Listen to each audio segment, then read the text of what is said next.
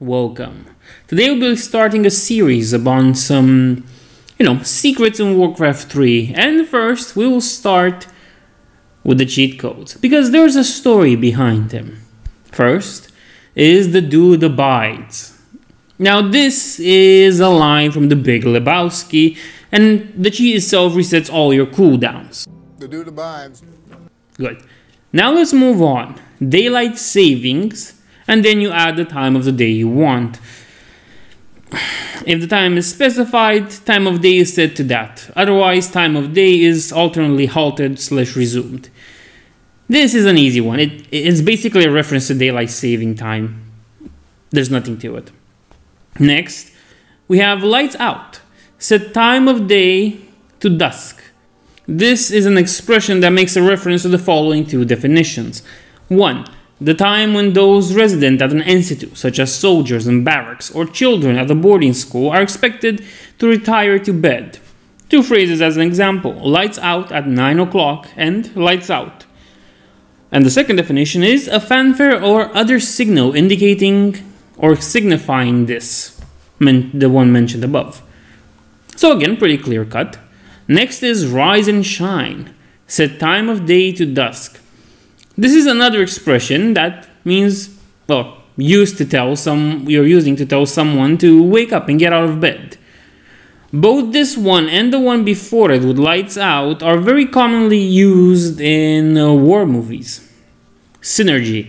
This one disables Tech 3 requirements. I'm gotta be honest, this one escapes me. Synergy means the interaction or cooperation of two or more organizations, substances, or other agents to produce a combined effect greater than the sum of their separate effects. But I don't see how this one works with what the cheat does. Next we have I See Dead People, which removes the fog of war. This is the Sixth Sense reference, a movie from '99. This reference is also an interesting plot twist. You won't get it from just that. I see dead people.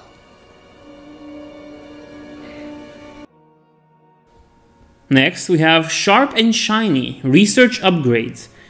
I think there's a knife store in Kansas with this name somewhere in a mall. Could also be a reference to the expression sharp and shine. Funny thing, Sharp was a more searched term on Google than Shine until like 2008. But in all honesty, the cheat probably refers to the shine of a sharp weapon, which this lets you achieve. Next is an interesting one. Who is John Galt?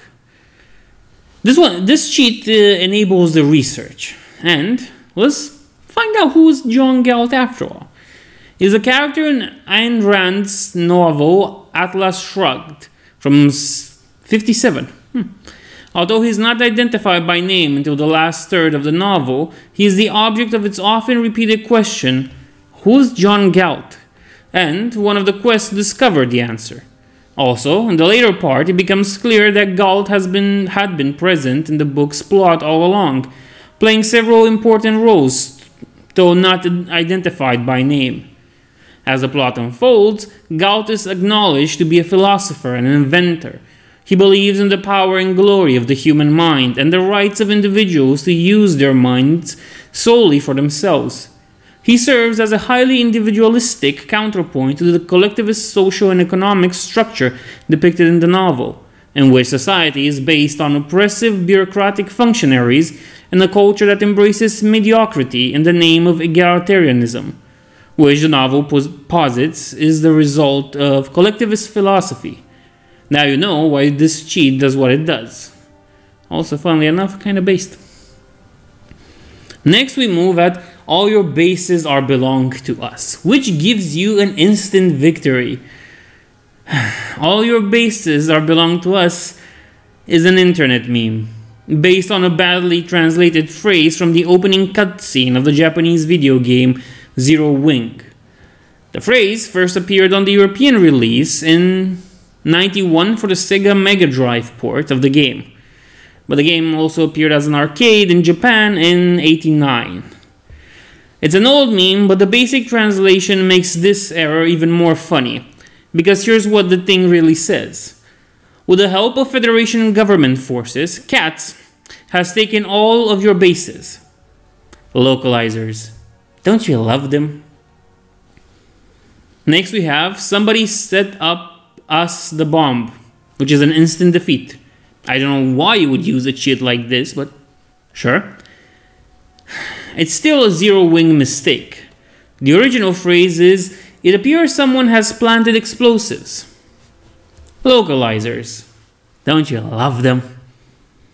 Next is Motherland. Of course, after that you put in your race and then your level, and it helps you do a level jump.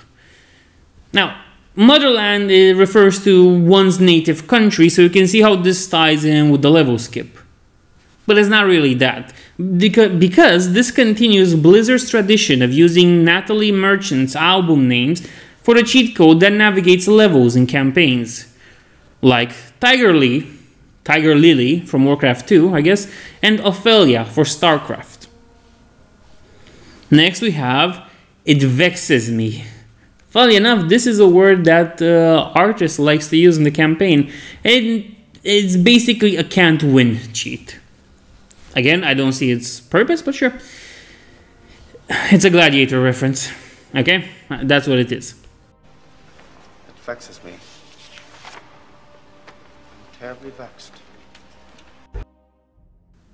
Strength and Honor. This gets you a no defeat, which makes sense why I would use it. This is a common orc expression. It's used as a greeting, a farewell, or bye-bye thing, or as a war cry. You could say it is a reference to Warcraft orcs as we have them today, but nah, you'll be wrong. This is also a Gladiator reference. Nice, right? Who doesn't love that?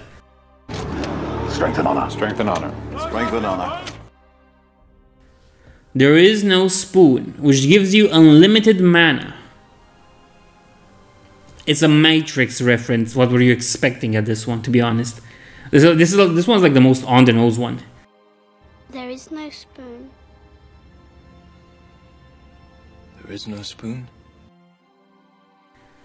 Point Break. This removes the food limit.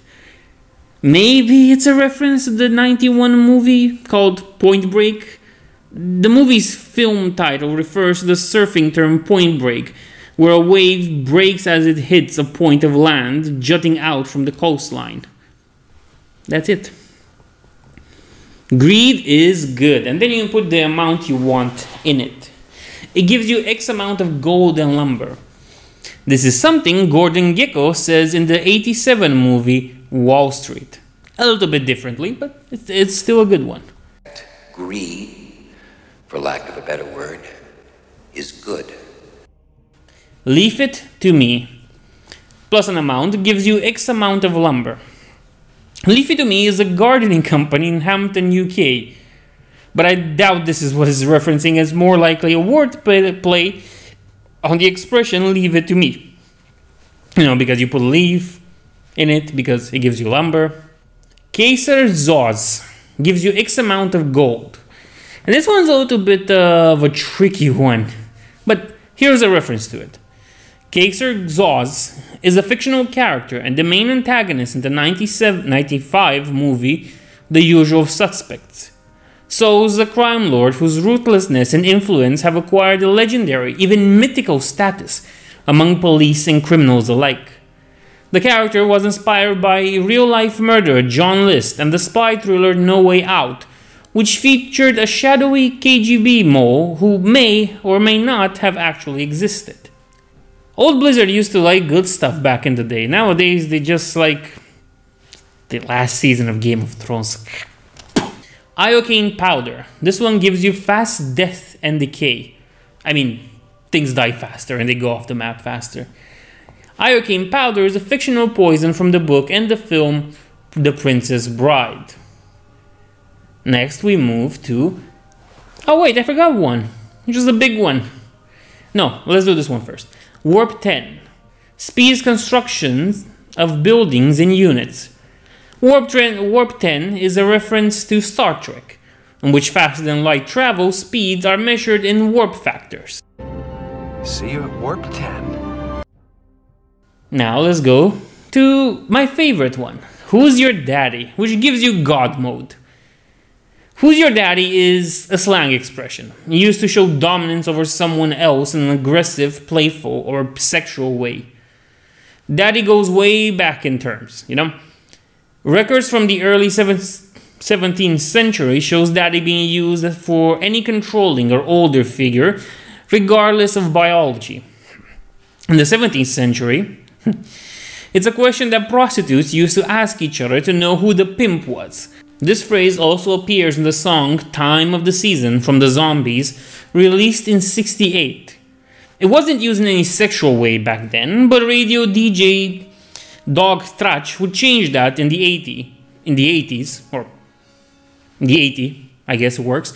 And after that, it kept getting used in movies and films and, as you can see here, other works. Next is the last cheat, who only works in the Frozen Throne only, and in Reforged, I guess, nowadays, but sure. And it's 10th level Tauren Chieftain. This is a reference to the band made out of Blizzard devs, now known as Elite Tauren Chieftain. Elite Tauren Chieftain, or as they are abbreviated for simplicity, ETC, is an American band comprised of employees of Blizzard Entertainment. The band's virtual alter ego, the Tauren Chieftains, and the Elite Tauren Chieftain appear in World of Warcraft as a band comprised of members of the Horde, and retain the logo used by the level 70 Elite incarnation of the real-life band. Their gimmick revolves around writing content that is based on mainly subjects related to the Warcraft universe, though they have more recently extended into StarCraft and Diablo lore as well. The band debuted in 2003 with their first song, Power of the Horde, which was featured in the credits of Warcraft III, The Frozen Throne, and now in Warcraft III Reforged. Elite Tauren Chieftain originated as a band of Blizzard employees doing cover songs, eventually graduating to performing their own unique songs. During the development of Warcraft III The Frozen Throne, the idea came up that the band could do something fun in the game's end credits, specifically a Warcraft-inspired song. Since there was not enough time to write entirely new music, Samwise Dider took one of the band's existing songs, The Serpent and the Slave, and altered the lyrics to be Warcraft themed, thus creating Power of the Horde. Since people weren't offended by it enough, Elite Tauren Chieftain eventually kept doing more songs. And these have been the mysteries behind the cheats from Warcraft 3. I hope you enjoyed it, and I'll see you in the next one.